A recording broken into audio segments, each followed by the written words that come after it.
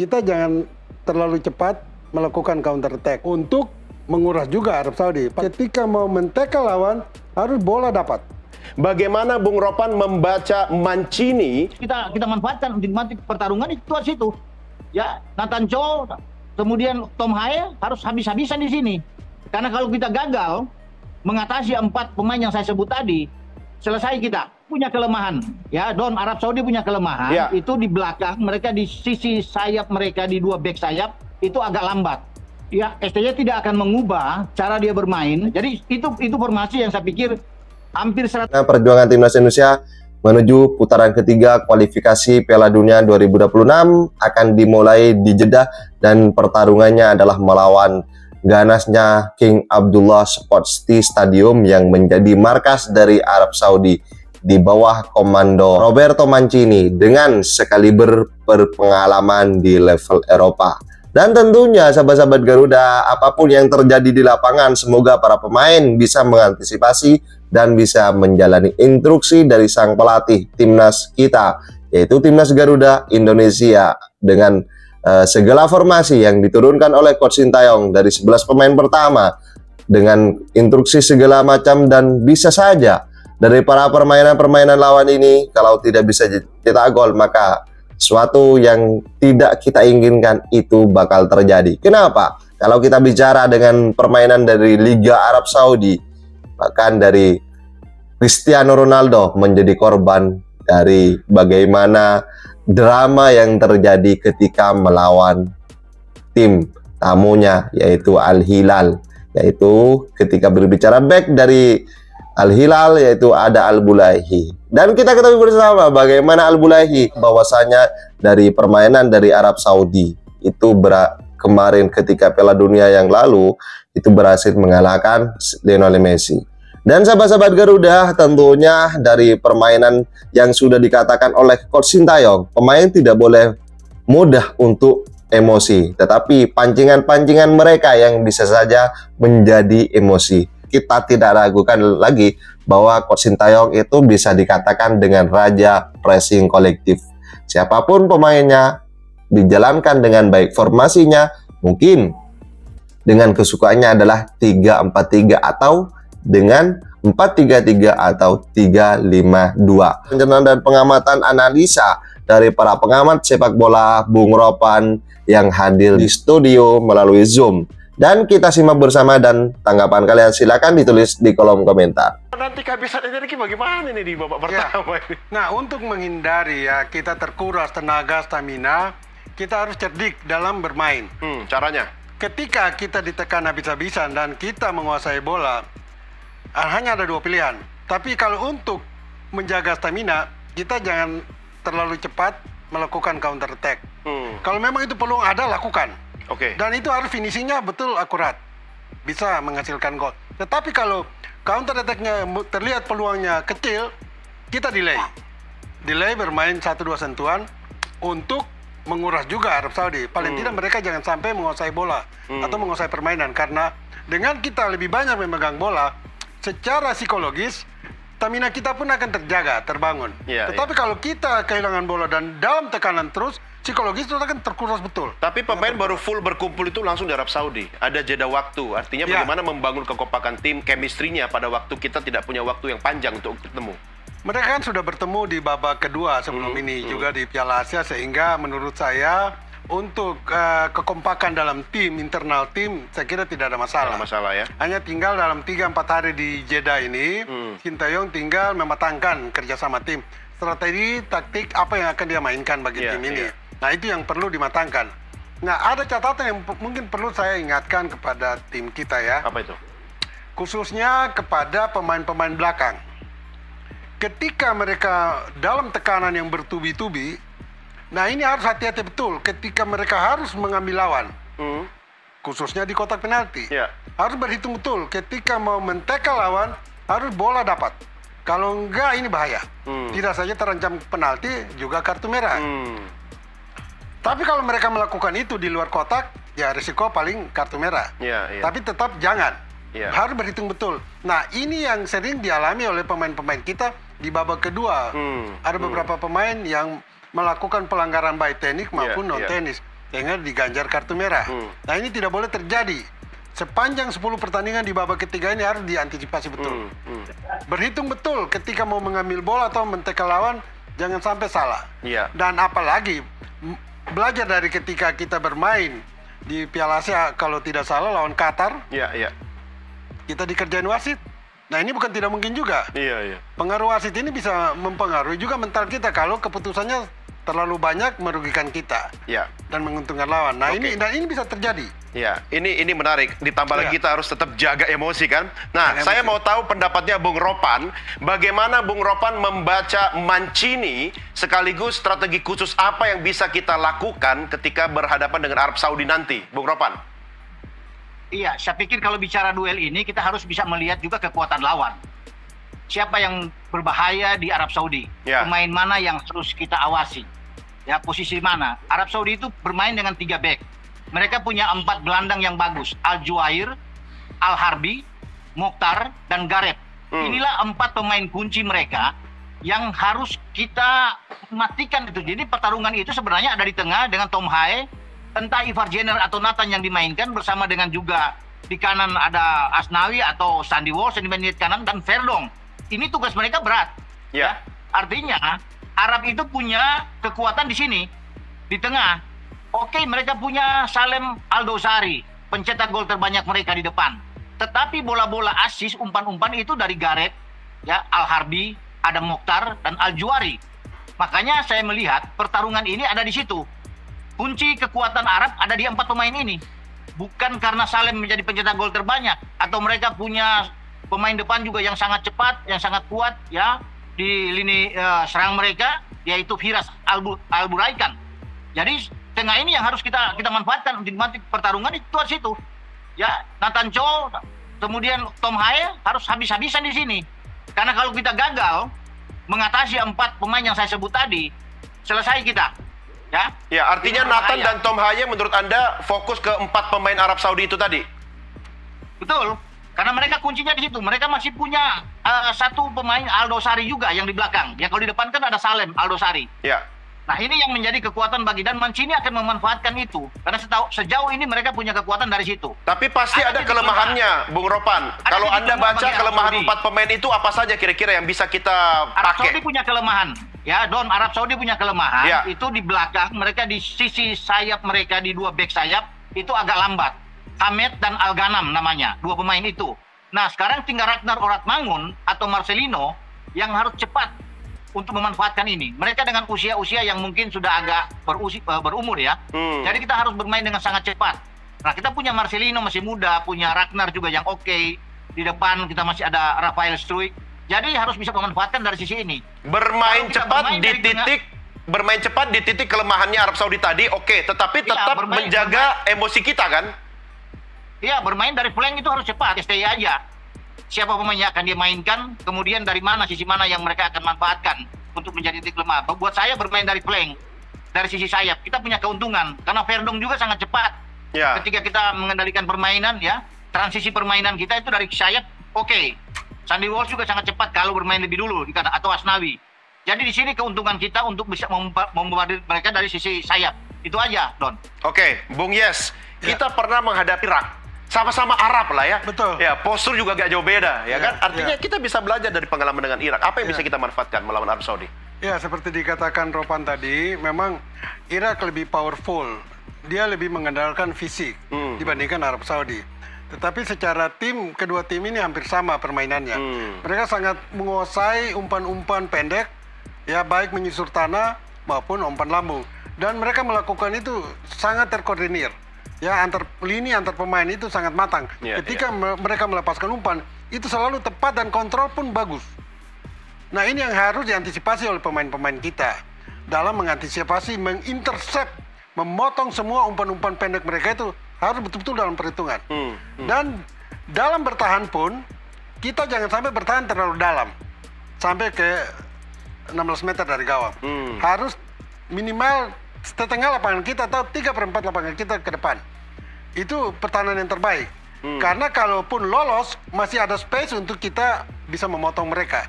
Tetapi kalau bertahan terlalu dalam di 14 meter di garis kotak penalti, ketika lolos langsung berhadapan dengan kiper. Iya. Nah ini yang harus dihitungkan betul. STY pasti melakukan itu, dia lebih tahu lah. Tetapi bagaimana diterapkan oleh pemain-pemain kita? Nah ini yang belum saya lihat, ya. Belum saya lihat. Dan juga ada catatan-catatan lain bagi tim kita. Ketika Justin Hubner ini tidak main, siapa yang sekarang mengisi posisi dan tugas dia? Ya mungkin lebih tepat tugasnya. Karena dia ini di tim kita sebagai worker, pekerja. Orang yang pertama menghadang serangan lawan, dan orang yang pertama juga melepaskan umpan ke lini tengah atau ke depan. Nah, tipikal pemain Justin Hubner ini saya belum lihat di pemain-pemain lain dari kita. Nah, tiadanya dia ini siapa yang akan mengambil alih tugasnya. Dan juga bagi penyerang, katakan Marcelino, Rafael Struijk, dan juga Ragnar, atau siapapun dia di lini tengah. Ketika mereka mendapat peluang, ini harus mereka melakukan syuting yang betul-betul akurat. Jangan sampai menyia-nyiakan satu peluang yang terbaik pun, ini nggak boleh. Dan ini mereka lakukan di babak kedua. Iya. Di putaran kedua. Komunikasi antar tim harus terbangun dengan baik ini dari awal. Dan peluang itu harus dioptimalkan betul. Saya melihat Marcelino di babak kedua dulu, ya, di putaran kedua, berapa peluang yang dia dapat. Tetapi syutingnya melambung atau melebar.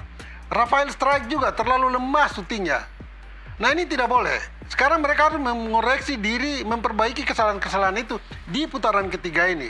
Sehingga kita lebih produktif untuk mencetak gol. Mengapa kita sangat minus gol di putaran kedua? Karena ya ini penyerang-penyerang kita ini tidak mengoptimalkan kemampuan individunya.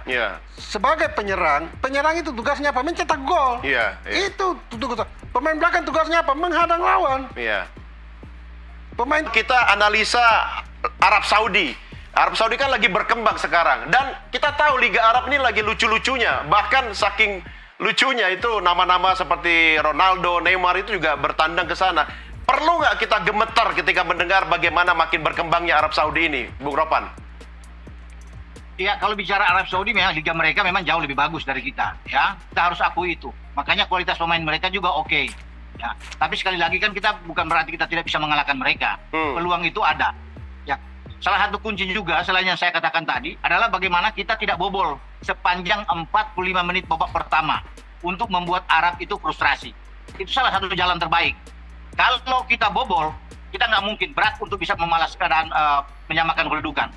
Atau paling tidak buat kita mencuri gol lebih awal. Itu salah satu kunci.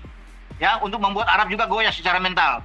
Jangan sampai mereka bikin gol duluan. Makanya kita harus bisa menyelesaikan 45 menit pertama itu dengan tidak kebobolan. Ini akan enak buat kita. Itu yang dilakukan Thailand terhadap mereka. Sehingga mereka agak goyah. Jadi kalau bicara dengan kekuatan Arab ya semua tahu. Apalagi mereka punya pelatih yang hebat seperti Roberto Mancini yang bisa melihat kekuatan. Makanya Mancini waktu Piala Asia U23 di Qatar kemarin, dia datang secara khusus untuk melihat kekuatan pemain Indonesia, terutama pemain muda-muda kita. Dia melihat Marcelino Ferdinand, Ivar Jenner, Nathan Cho, Justin Hubner, dan dia catat itu semua sebagai satu kekuatan, termasuk Rizky Ridho, ada Witan di sana, karena dia tahu bahwa pemain-pemain muda inilah yang akan menjadi cikal bakal kekuatan tim senior kita yang akan dihadapi oleh tim asuhannya. Sehingga dia datang khusus untuk melihat itu. Mereka rekam semua pemain-pemain kita.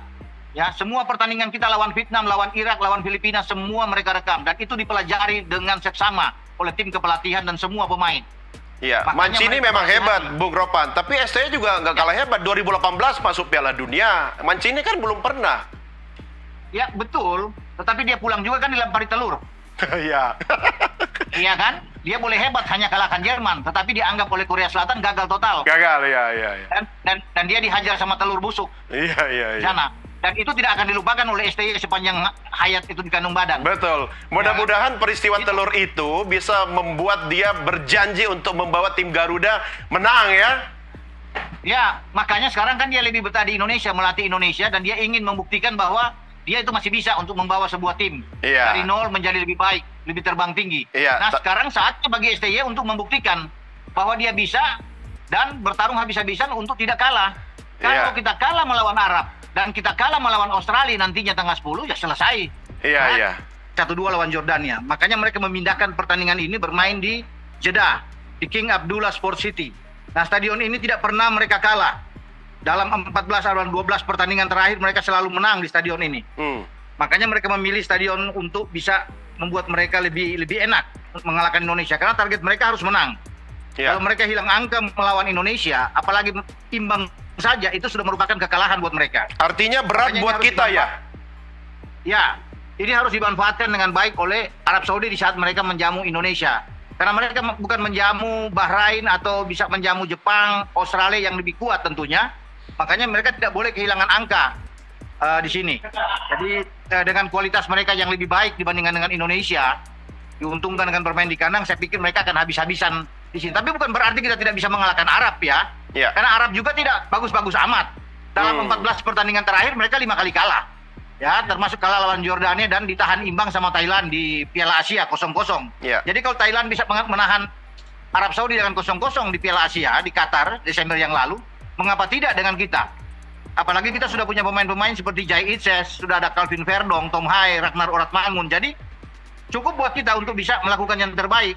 Namun tetap kita harus fokus bermain. Karena pasti Arab akan menekan habis, akan unggul dalam penguasaan bola lawan kita. Kita harus lebih banyak menunggu, seperti yang dilakukan oleh Thailand ketika menahan imbang mereka itu bermain lebih banyak, lebih dalam, menunggu dan hanya counter attack. Kalau kita terpancing bermain dengan terbuka, saya pikir selesai kita. Oke. Dan jangan lupa Bung Ropan, kita dalam sejarah ketemu Arab Saudi 11 kali kita pernah menahan imbang Arab Saudi loh. Itu peluang besar buat kita dong. Iya, memang kita nggak pernah menang kan, kecuali imbang. Jadi kesempatan sekarang kita tidak perlu muluk-muluk. Menang merupakan bonus besar buat kita, itu kejutan besar. Tapi kalau kita bisa membawa pulang 1 poin kan luar biasa buat kita. Artinya ini motivasi yang baik di saat kita akan menghadapi Australia pada tanggal 10 dengan membawa 1 poin. Ini harus kita dapatkan. Tapi kan tidak mudah. Ya. Karena selalu dalam pertandingan pertama, dimanapun itu sebuah turnamen, selalu sulit. Siapapun, tuan rumah akan lebih banyak diuntungkan. Apalagi kita akan lebih banyak tertekan ya, akan lebih banyak bertahan. Fokus pemain belakang. Ketika Jordi Amat tidak ada, ketika Justin Hubner tidak ada, artinya Jai Itzes, Rizky Ridho harus bekerja keras, entah dipasangkan dengan Nathan Cho atau Sandy Walsh. Mereka harus bermain habis-habisan di belakang untuk bisa mempertahankan gawang kita. Sayang memang kita tidak punya Martin Paes yang tidak bisa bermain. Hanya ada Nando ada. Kalau ada Martin Paes mungkin yang agak lain, lebih kuat. Paes baru bisa bermain melawan Australia. Jadi itu yang kita akan tunggu nantinya, Don, dalam pertandingan melawan Arab. Ya, terbawa arus Arab Saudi, khususnya di babak pertama. Karena soal mentalitas. Dan kalau kita tinjau dari formasi yang akan digunakan STY, menurut Anda seperti apa nanti? Ya, STY tidak akan mengubah cara dia bermain ya dalam pertandingan ini, tetap dengan 3-4-3. Artinya yang jadi masalah sekarang sini kan siapa pasangan bagi Ridho dan Jai Itzes. Ya. Apakah dia menarik ke dalam Sandy Walsh untuk bermain lebih ke tengah, ya, atau Nathan Cho dari DM bermain di belakang. Tapi menurut saya kalau dengan 3 lebih bagus adalah Jai Itzes, Ridho, dan Sandy Walsh. Itu 3 yang bisa bermain di belakang. Di bek kiri adalah Calvin Verdong. Kemudian di kanan ada Asnawi. Ya, itu akan bermain lebih ke depan mereka dengan formasi 4 gelandang. Nah, Nathan Cho akan bermain sebagai DM, sebagai gelandang bertahan, diimbangi juga dengan Tom Hai yang mengatur ritme permainan. Nah, 3 di depan, Ragnar Oratmangun di kiri, Marcelino di kanan, dan Rafael Struijk yang bermain di lebih ke depan. Ya, jadi itu formasi yang saya pikir hampir 100. Oke, sahabat-sahabat Garuda, saya rasa cukup tentang statement apa yang sudah dinyatakan oleh Bung Rompan dan juga Bung siapa barusan, bahwa timnas Indonesia dengan potensi besar untuk bisa mencuri poin di kandang markas Arab Saudi, yaitu di King Abdullah Sport City Stadium. Namun kita juga sebagai supporter tetap realistis, jangan sampai terlalu bereuforia, jangan terlalu berlebih-lebihan, tetapi perjuangan mereka timnas Garuda perlu kita juga berlebih-lebihan dalam mendukung. Bagaimana perjuangan mereka akan semakin bersemangat lagi kalau para supporter yang hadir ke stadion. Dan pertandingan kandang kita, mari kita penuhkan Stadion Gelora Bung Karno, Jakarta dengan sorak-sorai kita. Dan kalian yang tidak bisa hadir ke stadion, tetap berikan doa terbaik, berikan nobar kalian di depan layar kalian dengan juga supporter dan sorak-sorai kalian. Oke, sahabat-sahabat Garuda, saya rasa cukup tentang statement bagaimana timnas Indonesia akan menghadapi para lawan-lawannya di sini, karena di putaran ketiga ini adalah semua pemain, semua klub, semua timnas yang ada di grup ini adalah bukan kaleng lagi. Dan timnas Indonesia dalam potensi besar. Namun kalau kita bicara di Arab Saudi nanti adalah tidak sedikit dan sulit dari para tim tamu yang hadir ke sana untuk bisa mengalahkan tim tuan rumah. Jadi dengan harapan besar, saya sendiri berharap bahwa timnas Indonesia bisa mencuri poin ataupun 1 poin, itu dengan hasil imbang. Oke, salam sepak bola keren, salam sepak bola bersih, salam Garuda terbang tinggi mendunia. Bersama saya, salam olahraga.